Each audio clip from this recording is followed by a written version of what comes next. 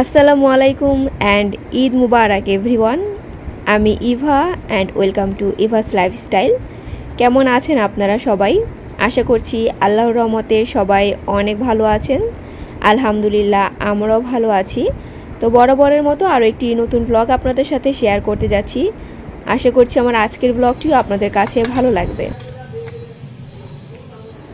আজকে হচ্ছে চাঁদ রাত, তো আগে থেকে আমি আমার যে মশলাগুলো আছে সেগুলো রেডি করে রাখলাম যেন রান্নার সময় আর খোঁজাখুঁজি করতে না হয়। সেই সাথে আমি আমার ড্রয়িং রুমের যে ফ্লোর ম্যাট আছে সেটাকে লন্ড্রিতে দিয়েছিলাম, তো এটা এখন আমি বিছিয়ে নিচ্ছি। তো বেশ কিছুদিন আগেই এটা ক্লিন করা হয়ে গিয়েছিল, বাট সময়ের কারণে আমি আর এটাকে জায়গা মতো বিছাতে পারছিলাম না। আচ্ছা, আমি এখানে 1 চা চামচ ধনিয়া, তারপর ছোট 2 স্টিক দারচিনি, 2টা এলাচ, হাফ চামচ গোলমরিচ, 3টা লবঙ্গ, হাফ চামচ জিরা আর হচ্ছে 4টা শুকনো মরিচ নিয়েছি। এখন এই সব কিছুকে আমি একটু টেলে তারপর হচ্ছে গ্রাইন্ড করে নিব।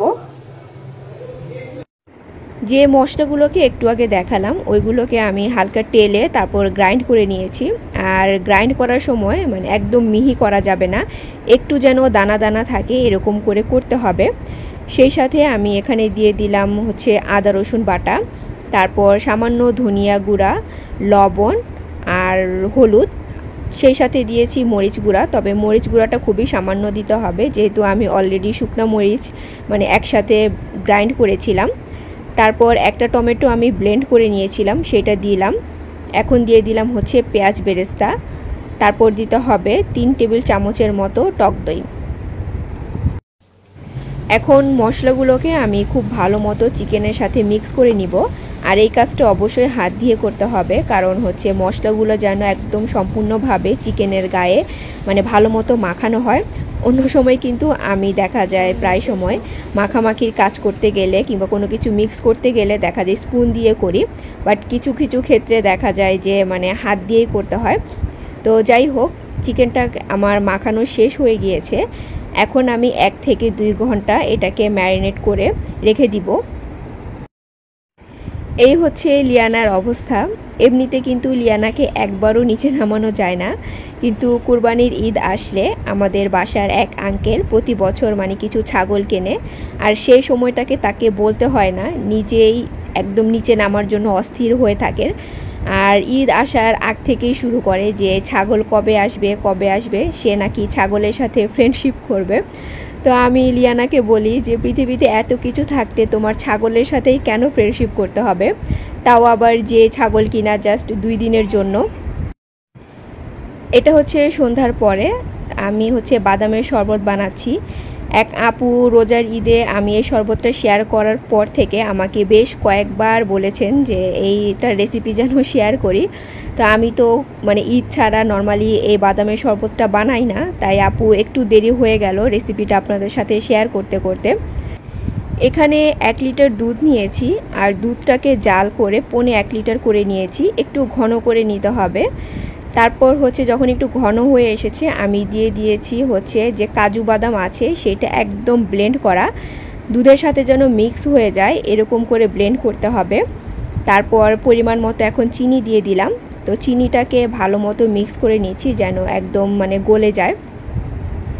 চিনির পরিমাণটা আপনারা আপনাদের পছন্দ মতো দিয়ে দিবেন।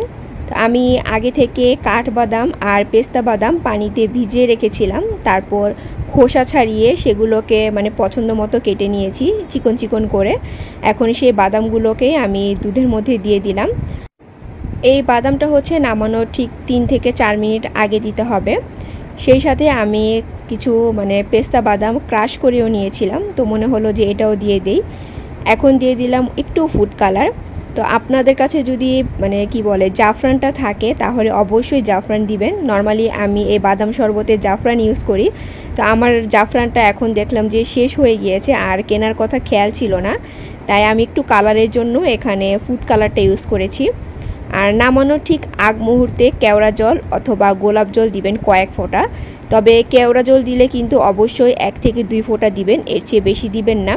তো এই তো হয়ে গেল আমার বাদামের শরবত। যে চিকেনগুলোকে আমি ম্যারিনেট করে রেখেছিলাম এখন সেগুলোকে রান্না করব।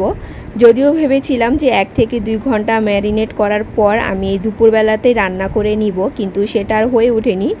কারণ মানে আজকে চাঁদ রাত হলেও ঈদের দিনে রান্নার প্রিপারেশন প্লাস যে ঘরে দুপুরে আর রাতে খাবো সেটার রান্নাও করতে হচ্ছে। তো সব কিছু মিলিয়ে মানে লেট হয়ে গিয়েছে, তাই মনে হলো যে আর এখন করে লাভ নেই, সন্ধ্যার পর একবারেই করব।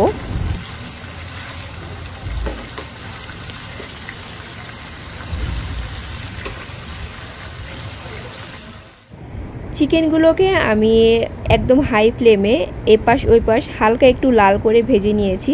তো এরকম করে আগে থেকে অবশ্যই ভেজে নিতে হবে। তারপর যে মশলাটা মানে ছিল বাকি, সেই মশলা আমি চিকেনের মধ্যে দিয়ে দিলাম, দিয়ে তারপর হচ্ছে এখন ভালো মতো মিক্স করে নিব। যারা আমার অনেক আগে থেকেই ব্লগ দেখেন তারা তো জানেন আমি প্রতি ঈদে একটু মানে ডিফারেন্ট টাইপের করে চিকেন ট্রাই করি, মানে নর্মালি যেটা আগে কখনো ট্রাই করা হয়নি ওই রকম করে রান্না করি।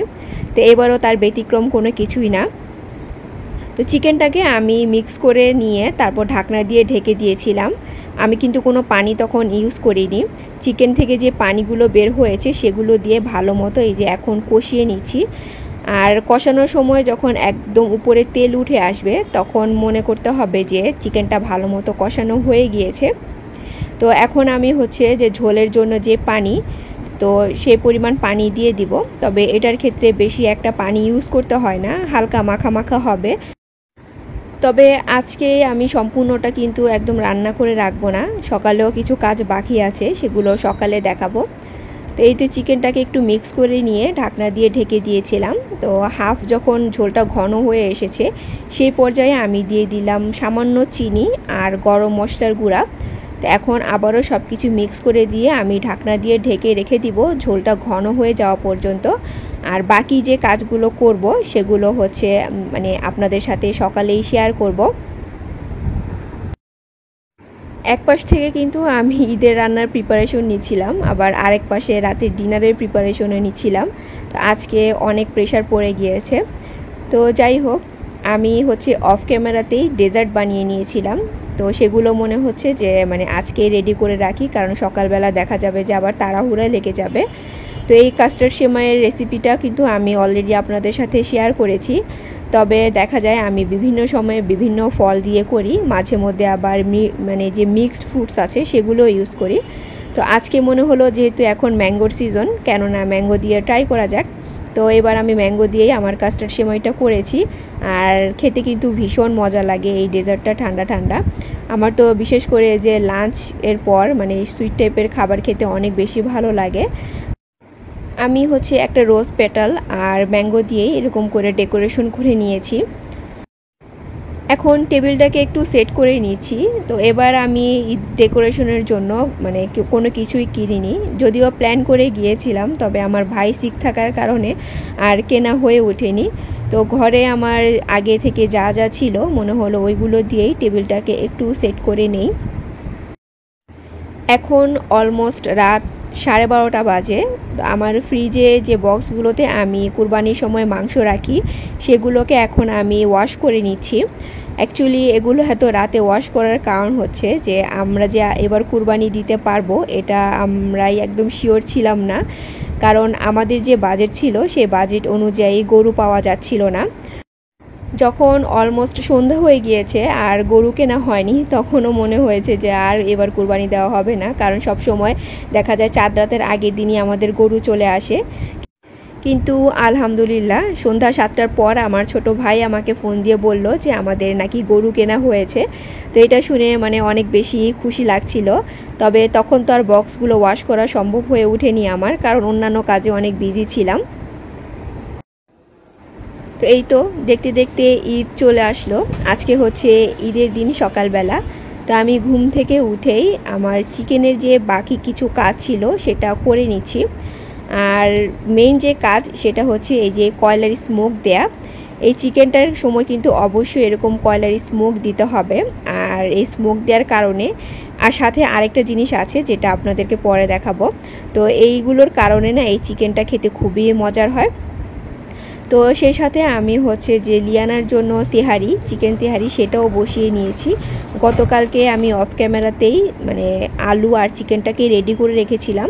এখন জাস্ট চাল দিয়ে তারপর হচ্ছে পোলাওটাকে দম দিয়ে দিব। আর এই হাঁড়িটা কিন্তু আমি যে আপনাদের সাথে শেয়ার করেছিলাম যে ক্যাসারোলটা কিনেছি, তো এইটাতেই আজকে আমি রান্না করে নিচ্ছি। এই হচ্ছে আমার সেই বাদামের শরবত আর ঈদের দিনের সকালের রুটিন। আর সকালবেলা নামাজ পড়ে আসার পর 1 গ্লাস অথবা 1 কাপ হচ্ছে শরবত দেয়া। তো আমার মানে সব কাজই শেষ, রান্না শেষ, সেগুলো আর সম্পূর্ণটা রেকর্ড করে নিই, কারণ আজকে এমনিতেই অনেক কাজ, রেকর্ড করতে গেলে দেখা যাবে আরও বেশি লেট হয়ে যাবে। তো আমি এখানে পরোটা ভেজেছি আমাদের জন্য, তো এই পরোটাগুলোকে এখন সার্ভ করে দিলাম। আর এই দুইটা ডিশের কথাও হয়তো আপনাদের খেয়াল আছে যে আমি 100 টাকা করে কিনেছিলাম। তো এই চিকেনটাকে আমি সার্ভিং ডিশে নিয়ে এখন দিয়ে দিচ্ছি হচ্ছে টক দইয়ের একটা মিক্সচার। আমি টক দইয়ের সাথে হচ্ছে সামান্য লবণ আর চিনি মিক্স করে রেখেছিলাম, তো এইটা এখন চিকেনের উপর দিয়ে দিচ্ছি। তো এই যে বললাম যে দুইটা জিনিসের জন্য এই চিকেনটা খেতে অনেক বেশি মজার লাগে। তো একটা তো হচ্ছে স্মোক আর একটা হচ্ছে এই টক দইয়ের যে মানে মিক্সচারটা সেইটা। তো এই হচ্ছে আলহামদুলিল্লাহ আজকে আমাদের সকালের ব্রেকফাস্ট। আমি সব সময় চেষ্টা করি যে ঈদের দিন হোক কিংবা আমাদের যে কোনো স্পেশাল দিন হোক, যতই বিজি থাকি না কেন, একটু করে হলেও যেন মানে ডেকোরেশন করে সব কিছু সার্ভ করতে পারি। কারণ আমার কাছে মনে হয় যে খাবারের ডেকোরেশন যত সুন্দর সেটার প্রতি ইন্টারেস্টও অনেক বেশি থাকে। খাবার টেস্ট হবে কি না সেটা পরের সাবজেক্ট, বাট দেখা মাত্রই যে খেতে ইচ্ছে করা সেইটা আমার কাছে মনে হয় যে থাকলে ভালো হয়। তাই আমি সবসময় চেষ্টা করি একটু হলেও ডেকোরেশন করে খাবার মানে সার্ভ করার জন্য।